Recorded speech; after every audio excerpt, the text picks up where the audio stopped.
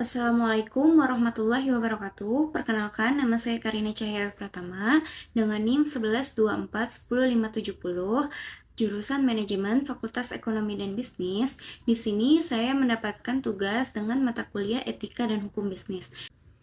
Nah, di sini saya akan menjelaskan tentang apa itu PKWT dan juga apa itu PKWTT. Nah, PKWT dan PKWTT ini adalah dua jenis perjanjian kerja yang umum digunakan dalam hubungan kerja di Indonesia. Nah, untuk kedua jenis surat perjanjian kerja ini penting bagi karyawan dan juga perusahaan untuk memahami isi dan konsekuensi dari perjanjian yang ditandatangani, yaitu untuk menghindari sengketa di masa depan. Nah, selanjutnya saya akan menjelaskan lebih lanjut terkait apa itu PKWT dan juga apa itu PKWTT. Nah, yang pertama ini ada PKWT. PKWT itu merupakan singkatan dari perjanjian kerja waktu tertentu. Nah, PKWT ini adalah perjanjian kerja dengan batasan waktu tertentu, biasanya antara 1 hingga 2 tahun. Nah, dalam PKWT sendiri, pekerja tidak diberikan hak-hak yang sama seperti pekerja tetap. Salah satunya yaitu cuti dan tunjangan. Nah, karyawan yang menandatangani perjanjian kerja jenis ini biasanya disebut dengan karyawan kontrak.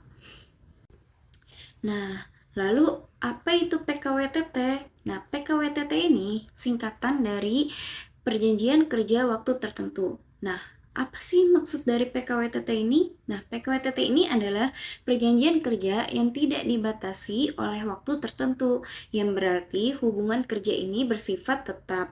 Nah, karyawan yang terikat dengan perjanjian PKWTT ini biasanya disebut dengan karyawan tetap.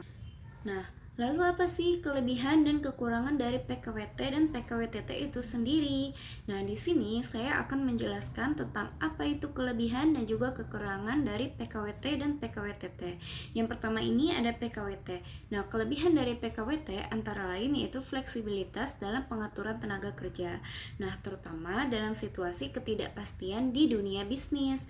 Nah, dalam situasi tersebut, perusahaan dapat memperkerjakan karyawan dengan jangka waktu tertentu dan mengurangi risiko biaya yang tidak perlu jika bisnis tidak berhasil. Itu adalah kelebihan dari PKWT. Nah, namun apa kekurangan dari PKWT? Yaitu kekurangannya adalah karyawan yang bekerja dengan PKWT cenderung tidak mendapatkan manfaat yang sama seperti karyawan tetap. Nah, karyawan dengan PKWT tidak memiliki jaminan keamanan kerja, kemudian tidak memiliki cuti tahunan, dan juga tidak mendapatkan tunjangan yang sama seperti karyawan tetap. Hal ini terkadang dapat membuat karyawan dengan kontrak PKWT merasa tidak dihargai dan juga merasa tidak memiliki kepastian pekerjaan di masa depan. Lalu, adapun kelebihan dan kekurangan dari PKWTT. Nah, kelebihan dari PKWTT ini adalah bahwa pekerja dapat memperoleh kepastian kerja yang lebih tinggi dan memiliki fleksibilitas untuk mencari kesempatan lain secara bertahap. Nah, selain itu, pekerja juga dapat memperoleh hak-hak seperti cuti dan tunjangan yang lebih banyak. Lalu, apa sih kekurangan dari PKWTT itu sendiri? Nah, kekurangan dari PKWTT adalah bahwa perusahaan dapat memutuskan kontrak kapan saja tanpa harus memberikan alasan yang jelas kepada si pekerja. Nah, sehingga dapat mengakibatkan ketidakpastian untuk pekerja. Nah, selain itu, PKWTT juga dapat membatasi kemampuan perusahaan untuk merekrut tenaga kerja baru karena kontrak kerja yang ada tidak berakhir.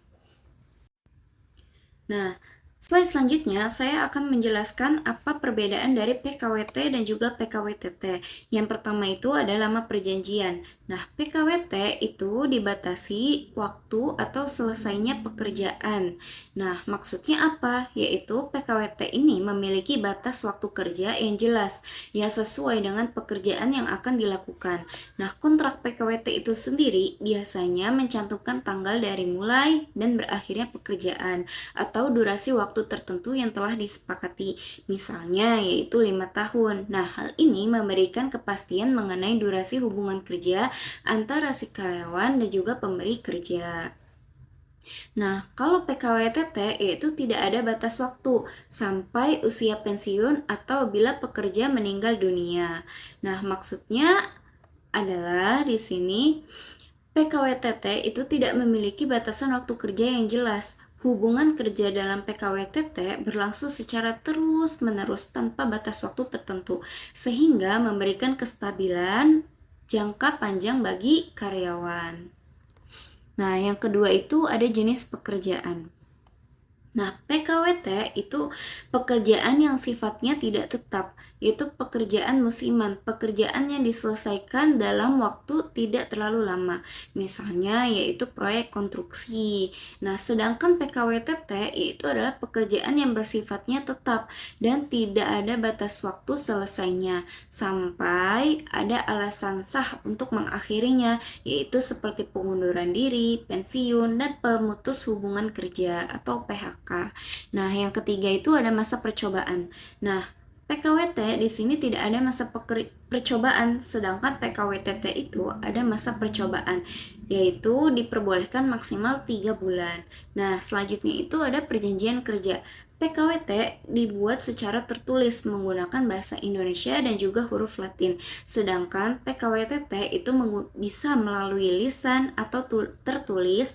Nah, tetapi perusahaan wajib membuat surat pengangkatan. Nah, selanjutnya ini ada pencatatan dokumen perjanjian kerja. PKWT wajib dicatatkan di instansi ketenagakerjaan, sedangkan PKWTT tidak wajib dicatatkan. Nah, yang terakhir itu ada hak diterima pekerja saat di PHK.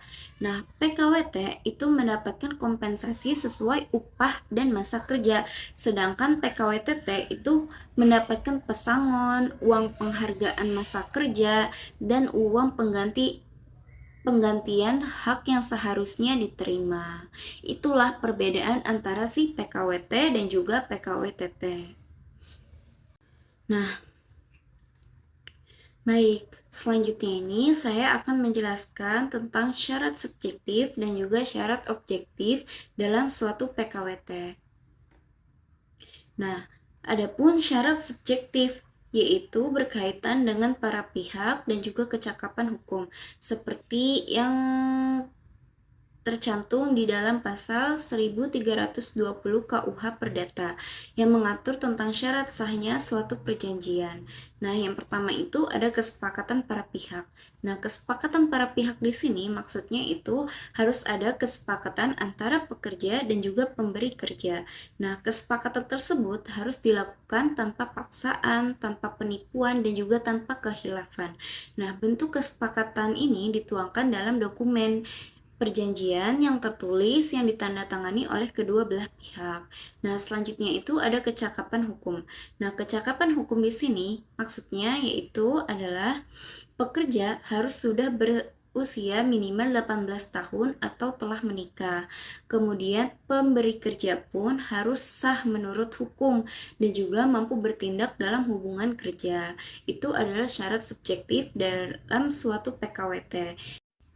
Nah, syarat objektif ini menyangkut isi atau pokok perjanjian, yaitu jenis pekerjaan. Contohnya seperti proyek pembangunan gedung, pembuatan aplikasi sekali jadi, atau pekerjaan musiman seperti panen, event musiman, atau proyek temporer. Nah, itu adalah contoh jenis pekerjaan untuk PKWT. Kemudian juga ada jangka waktu kerja. Nah, jangka waktu kerja di sini yaitu PKWT hanya dapat dibuat untuk jangka waktu maksimal 5 tahun. Nah, berdasarkan pasal 8 Peraturan Pemerintah Nomor 35 Tahun 2021, PKWT awal maksimal 5 tahun termasuk perpanjangan. Kemudian jika lebih dari itu, status hubungan kerja berubah menjadi PKWTT atau perjanjian kerja waktu tidak tertentu. Seperti itu, teman-teman. Serta bentuk formal dari perjanjian. Nah, bentuk formal dari perjanjian di sini adalah harus dibuat secara tertulis dan ditandatangani oleh kedua belah pihak. Kemudian menggunakan bahasa Indonesia dan huruf Latin. Nah, jika dibuat secara lisan, maka secara hukum berubah menjadi PKWTT atau perjanjian kerja waktu tidak tertentu. Seperti itu. Nah, baik teman-teman, slide selanjutnya ini ada hubungan kerja. Di sini saya akan menjelaskan apa itu hubungan kerja. Nah, hubungan kerja adalah hubungan antara pekerja atau buruh dengan pengusaha yang didasarkan pada perjanjian kerja. Hubungan ini memiliki unsur-unsur seperti pekerjaan, upah, dan perintah. Nah, di mana pekerja terikat untuk melakukan pekerjaan dan menerima upah, sementara pengusaha berkewajiban untuk memberikan pekerjaan dan membayar upah. Nah, kemudian saya akan menjelaskan apa relevansi PKWT dengan hubungan kerja. Yang pertama itu ada legalitas hubungan kerja. Nah, legalitas hubungan kerja di sini maksudnya adalah PKWT adalah dasar hukum yang sah untuk membentuk hubungan kerja antara pekerja dan pengusaha dengan jangka waktu tertentu sesuai dengan aturan. Nah, yang kedua itu ada kepastian hukum. Nah, maksud dari kepastian hukum di sini yaitu dengan adanya PKWT, hubungan kerja menjadi jelas, termasuk hak dan kewajiban masing-masing pihak selama masa kerja. Nah, yang ketiga ini ada jenis pekerjaan tertentu. Nah, maksud dari jenis pekerjaan tertentu ini yaitu PKWT hanya dapat diterapkan untuk pekerjaan yang selesai dalam waktu tertentu, seperti pekerjaan musiman, yaitu pekerjaan baru dan berdasarkan target, bukan pekerjaan yang bersifat tetap. Nah, kemudian yang keempat yaitu perlindungan pekerja. Nah, perlindungan pekerja di sini maksudnya yaitu walaupun waktunya terbatas, pekerja PKWT tetap mendapatkan hak-hak normatif seperti upah, jaminan sosial, jam kerja, dan lainnya. Nah, yang kelima itu ada pengelolaan tenaga kerja fleksibel. Nah, maksud pengelolaan tenaga kerja fleksibel di sini yaitu PKWT memungkinkan pengusaha memiliki fleksibilitas dalam menggunakan tenaga kerja sesuai dengan kebutuhan proyek atau musim kerja. Seperti itu. Nah, jadi yang bisa saya simpulkan adalah PKWT ini sangat berkaitan dengan konsep hubungan kerja karena merupakan salah satu bentuk perjanjian kerja yang menjadi dasar terbentuknya hubungan hukum antara pekerja dan juga pengusaha. Nah, melalui PKWT ini sendiri, hak, kewajiban, dan durasi hubungan kerja menjadi jelas dan diatur secara hukum sesuai dengan jenis dan kebutuhan pekerjaan tertentu. Slide selanjutnya adalah tentang opini pribadi terkait apakah PKWT sudah sesuai dengan prinsip etika dan hukum bisnis dari segi keadilan, transparansi, dan juga tanggung jawab. Nah, menurut saya pribadi, yaitu prinsip keadilan di sini mengharuskan perlakuan yang adil antara pengusaha dan juga pekerja, termasuk dari hak atas jaminan kerja, upah layak, dan juga kesempatan yang setara. Nah, namun idealnya adalah PKWT ini ditujukan untuk pekerja bersifat sementara, proyek atau musiman. Pasal 56 Undang-Undang Nomor 13 Tahun 2003 Undang-Undang Cipta Kerja. Nah, masa kerja pun dibatasi maksimal 5 tahun termasuk perpanjangan. Namun realitanya apa teman-teman? Realitanya adalah banyak perusahaan menggunakan PKWT untuk pekerjaan bersifat tetap agar dapat menghindari kewajiban seperti pesangon dan jaminan pensiun. Kemudian pekerja kontrak sering dirotasi ulang setelah habis masa kontrak tanpa diangkat menjadi pekerja tetap meskipun pekerjaannya bersifat permanen. Namun kesimpulannya apa? Ya, kesimpulannya adalah dalam banyak kasus di sini, PKWT tidak mencerminkan keadilan karena lebih menguntungkan pengusaha dan juga merugikan kestabilan pekerja. Nah, dari segi transparansi, yaitu transparansi di sini itu mengharuskan adanya kejelasan informasi mengenai hak, kewajiban, dan status hubungan kerja. Idealnya adalah kontrak PKWT harus dibuat secara tertulis dan disampaikan secara jelas kepada pekerja, seperti yang tercantum dalam pasal 57 Undang-Undang Nomor 13 Tahun 2003. Nah, kemudian jenis pekerjaan, durasi, dan hak pekerja pun harus dinyatakan secara detail. Namun realitanya masih banyak PKWT yang tidak dibuat tertulis atau pekerja tidak diberi salinan kontrak. Nah, seperti itu.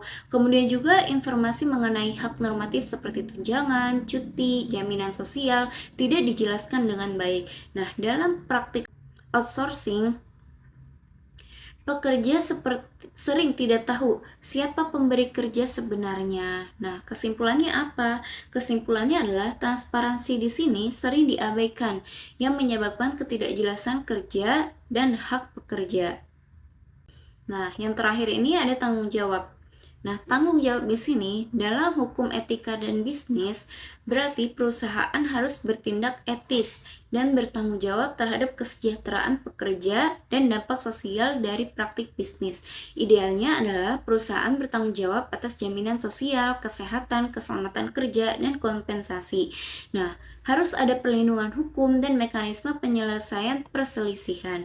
Namun realitanya apa? Realitanya adalah banyak perusahaan tidak mendaftarkan pekerja PKWT ke BPJS, terutama pada sektor informal atau UMKM. Kemudian apa? Pekerja PKWT sering diberhentikan sepihak tanpa kompensasi dengan alasan kontrak selesai. Kemudian yang ketiga, minimnya pengawasan dari pemerintah membuat perusahaan luput dari tanggung jawab sosial. Nah, kesimpulan yang bisa saya tangkap di sini adalah tanggung jawab sosial dan hukum pengusaha terhadap pekerja PKWT masih jauh dari kata ideal. Nah, apalagi dari segi praktik industri padat karya. Nah, baik teman-teman, di slide selanjutnya ini adalah contoh dokumen yang bisa saya lampirkan. Di sini ada surat perjanjian kerja waktu tertentu. Nah, biasanya di sini itu terdapat pihak pertama dan juga pihak kedua. Pihak pertama ini adalah si pengusaha, sementara pihak kedua adalah si pekerja. Nah, kemudian ada pasal 1 yaitu masa kerja. Perjanjian kerja ini berlaku dari jangka waktu kapan sampai kapan. Kemudian ada pasal kedua yaitu tata tertib perusahaan, seperti peraturan apa saja yang dapat mengakibatkan pihak kedua ini dijatuhi hukuman. Seperti itu. Nah, ini adalah contoh dari surat PKWT. Oke, cukup sekian video yang bisa saya sampaikan. Apabila ada salah kata dan juga kekurangan, mohon maaf. Wabillahi taufiq wal hidayah. Wassalamualaikum warahmatullahi wabarakatuh.